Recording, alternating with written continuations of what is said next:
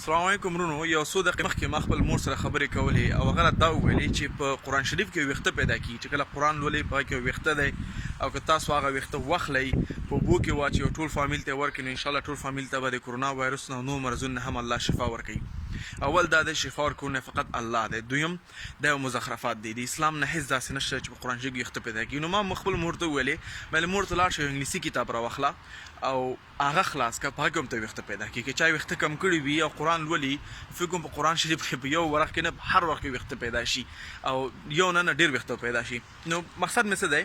مقصد دا دی چې ورونو چې څوک هم تا ته څه وایي چې دا کار داسې وکړه الله به شفا درکړي، یا رسول الله یا اسلام پسې تړي، قرآن پسې تړي، نو دا مهمه چې هغه ته دلیل وغواړي.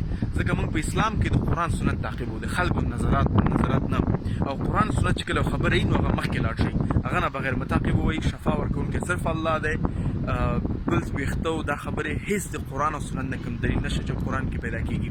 نو زما خواهش به څه وي، اول دا ویډیو شریکه څو پورې دا خلک د دې خبرې نه خبر شي، او دویم څه شی وکړي دې ویډیو نه کتونه بعد خپلو فامیل سره خبرې کوئ، مورګانو سره، ښځو سره، چې دا خبرو باندې یقین وکړي. متاسفانه د کملمي د وجې نه ډېر خلک په افغانستان کې په باندې یقین کوي او ډېر خلک ماته دپاره میسجونه هم چلن کړي دي. امید لرم چې دې مزخرفاتو باندې تاسو عمل ونه کوئ او آینده کې هم چنان په داسې شیانو باندې چې کله تاسو سره رسېږي دلیل وغواړئ د قرآن او سنت نه. ځکه اکثر خلک وایي دا زر دفعې ول تا ته په نیک خبر راشي، دا هم مزخرفات دي. نو بهتره دا دی چې تاسو دلیل وغواړئ هر کار چې کوئ. بارک الله فیکم.